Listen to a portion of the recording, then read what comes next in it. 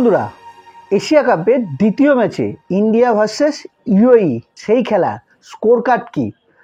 ম্যাচে প্রথমেই টসে জিতে ক্যাপ্টেন সূর্যকুমার যাদব ইউএইকে ব্যাটিং করতে পাঠায়। শুরুতে কিন্তু দুই ওপেনার অসাধারণ ব্যাটিং করছিল, দেখে মনে হচ্ছিল ইউএই একটু লড়াই করবে এবং প্রতিরোধ গড়ে তুলবে, ভারতের সামনে একটা বড় চ্যালেঞ্জ দিতে পারে বা একটা ভালো টার্গেট দিতে পারে। কিন্তু তারপর যেটা হলো সেটা হচ্ছে একটা টেলিফোন নম্বর আমরা দেখতে পেলাম। টেলিফোন নম্বরটা এরকম 21123 এরকম, মানে এগুলো হচ্ছে ইউএই প্লেয়ারদের স্কোর কার্ড। দুই ওপেনার বাদ দিয়ে ইউএই কিন্তু সেইভাবে কোনো দাগ কাটতে পারলো না, এবং ইউএই বলতে গেলে যেভাবে ইউএই খেলছিল বা টি20টা খেলছিল সেইভাবে কিন্তু কোনো দাগ কাটতে পারলেন। তাই ইউএইর খেলাতে অতটা খুশি হলাম না। যে টার্গেটটা দিয়েছে 57 রানে অল আউট হয়েছে, কিন্তু যেটা ইউএইর কাছ থেকে দেখতে চেয়েছিলাম সেটা হচ্ছে ভালো একটা পারফরমেন্স। যাই হোক, সেটা তো আসেনি। এবার বলি বোলারদের মধ্যে কিন্তু প্রথম উইকেট এনে দেয় জাসপ্রীত বুমরা, অসাধারণ একটি বলে বোল্ড করে। তারপর শুরু হয় স্পিন, কুলদীপ যাদব 4 উইকেট, মধ্যখান থেকে শিবম দুবেকে যে খেলিয়েছে মিডল অর্ডারের বলিংয়ের জন্য বা ব্যাটিংয়ের জন্য। শিবম দুবে কিন্তু বলিংয়ে হাতে 3 উইকেট নিয়েছে, 2 ওভার বল করে 4 রান দিয়ে 3 উইকেট নিয়েছে। কুলদীপ যাদব 2 ওভার 1 বলে 7 রান দিয়ে 4 উইকেট নিয়েছে। তো কুলদীপ যাদব 4টে, শিবম দুবে 3টে, আর অন্য বোলাররা জাসপ্রীত বুমরা 1টা, অক্ষর প্যাটেল 1টা এবং বরুণ চক্রবর্তী 1 উইকেট নিয়েছে।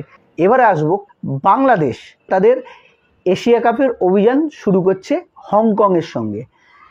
হংকংকেও কি আজকের মতো যেমন ইন্ডিয়া ইউএইকে কম রানে অল আউট করলো, বাংলাদেশও কি পারবে? নাকি যদি বাংলাদেশ প্রথম ব্যাটিং করে একটা বিশাল টার্গেট দেবে?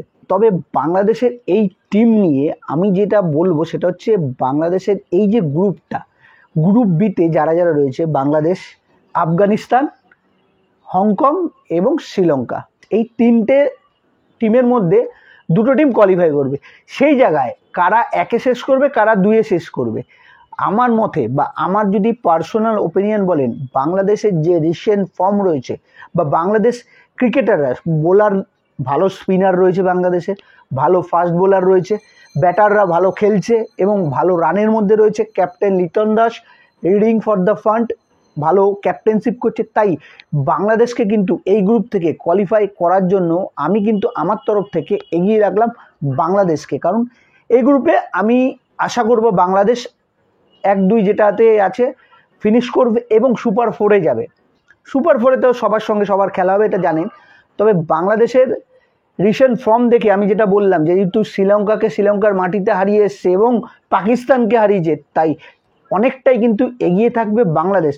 আশা করছি এই গ্রুপে টপ করবে বাংলাদেশ এবং সুপার 4-এ কোয়ালিফাই করবে। আপনারা কি বলছেন? বাংলাদেশের ফ্যানরা কি বলছেন যে বাংলাদেশ কতটা রেডি বা কতটা তৈরি? হংকংয়ের সঙ্গে আশা করছি অতি সহজেই বাংলাদেশ জিতবে, কিন্তু পরের যে 2টো ম্যাচ আছে আফগানিস্তান এবং শ্রীলঙ্কা, এই 2টো ম্যাচের যদি বাংলাদেশ ভালো পারফরমেন্স করতে পারে তাহলে এই গ্রুপ থেকে কিন্তু টপ করবে বাংলাদেশ। এবং আমি বলে রাখছি, যদি বাংলাদেশ এই গ্রুপ থেকে টপ করে তাহলে কিন্তু বাংলাদেশ সুপার 4-এ খেলে আমার মনে হয় ইন্ডিয়া বাংলাদেশের ফাইনাল আমরা দেখতে পারি। আপনাদের কি মত অবশ্যই বলবেন, বাংলাদেশ ফ্যানরা তো অবশ্যই বলবেন, এবং সেই সঙ্গে বাংলাদেশ প্লেয়ারদের নিয়ে কি বলার আছে অবশ্যই বলবেন। বাংলাদেশ কি পারবে সুপার 4-এ কোয়ালিফাই করতে? অবশ্যই কমেন্ট করবেন। তবে ইউএই অনেকটাই বলবো অখুশি করলো, মানে আমি চেয়েছিলাম ইউএই অ্যাটলিস্ট একটা ভালো ক্রিকেট উপহার দিক।